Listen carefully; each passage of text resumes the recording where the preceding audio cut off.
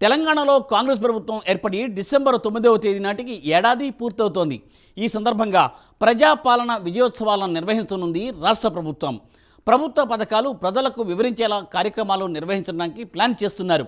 మరోవైపు బీఆర్ఎస్ నిరసన వారోత్సవాలు నిర్వహిస్తాం అంటోంది. 26 రోజుల పాటు ప్రజా విజయోత్సవాలు నిర్వహించనున్నది రాష్ట్ర ప్రభుత్వం. దీనిపై ప్రైమ్ 9 ప్రత్యేక కథనం మీకోసం.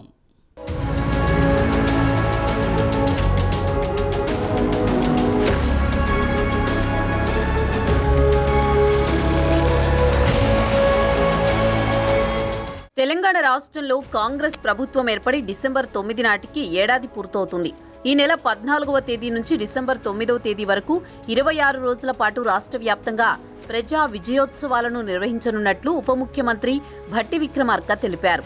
ఈ ఉత్సవాల నిర్వహణపై ఏర్పాటు చేసిన కేబినెట్ సబ్ కమిటీకి భట్టి విక్రమార్క అధ్యక్షుడిగా ఉన్నారు. ప్రజా ప్రభుత్వం అమలు చేస్తున్న కార్యక్రమాలను ప్రజలకు వివరించేలా, ప్రభుత్వ విజన్ను తెలియజేసేలా ప్రజా విజయోత్సవాలను రూపొందిస్తున్నామని ఈ సందర్భంగా భట్టి విక్రమార్క చెబుతున్నారు.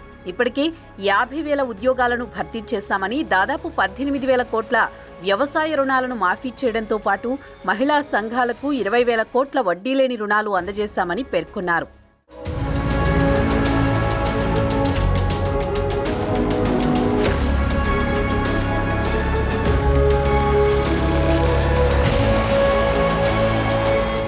అదేవిధంగా ములుగు జిల్లాలో మూతపడిన కమలాపూర్ రేయాన్స్ పరిశ్రమ 4,000 కోట్లతో పునరుద్ధరించబోతున్నామన్నారు భట్టి విక్రమార్క.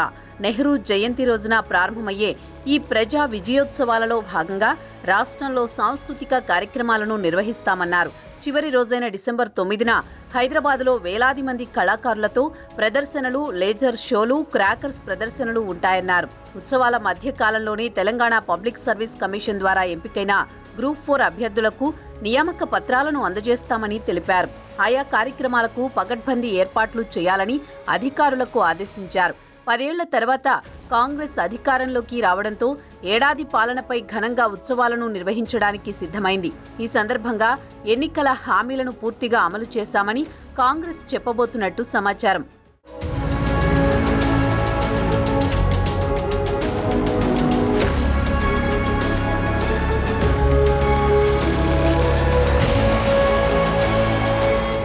మరోవైపు ఈ ఉత్సవాలను తీవ్రంగా విమర్శిస్తోంది బీఆర్ఎస్. ప్రజాధనం వృధా చేస్తూ విజయోత్సవాలు చేయడంపై బీఆర్ఎస్ వర్కింగ్ ప్రెసిడెంట్ కేటీఆర్ మండిపడ్డారు.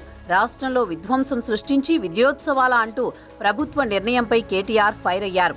కాంగ్రెస్ ప్రభుత్వం కొలువుదీరి ఒక ఏడాది పూర్తవుతున్న సందర్భంగా నిర్వహించాల్సింది విజయోత్సవాలు కాదు, కుంభకోణాల కుంభమేళా అని కేటీఆర్ ఎద్దేవా చేశారు. తెలంగాణ అసెంబ్లీ ఎన్నికల్లో ఇచ్చిన ప్రతి హామీకి పాతరేసిన సందర్భంగా కాంగ్రెస్ జరపాల్సింది విజయోత్సవాలు కాదు, ప్రజా వంచన వారోత్సవాలు అని కేటీఆర్ మండిపడ్డారు. కాంగ్రెస్ ఏడాది పాలనలో చెప్పుకోవడానికి ఏమున్నది గర్వకారణం, విజయోత్సవాలు కాదు, కరప్షన్ కార్నివాల్ అని కేటీఆర్ ఎక్స్ ఖాతాలో పోస్ట్ చేశారు.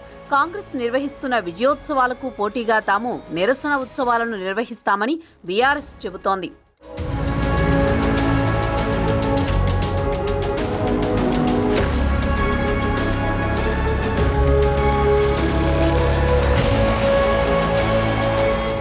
ఒక పక్క ప్రభుత్వం చేస్తున్న విజయోత్సవాలు, మరోపక్క బీఆర్ఎస్ చేస్తామంటున్న నిరసన ఉత్సవాలతో తెలంగాణ ఉత్సవాల పోటీ నెలకొందని విశ్లేషకులు అంటున్నారు.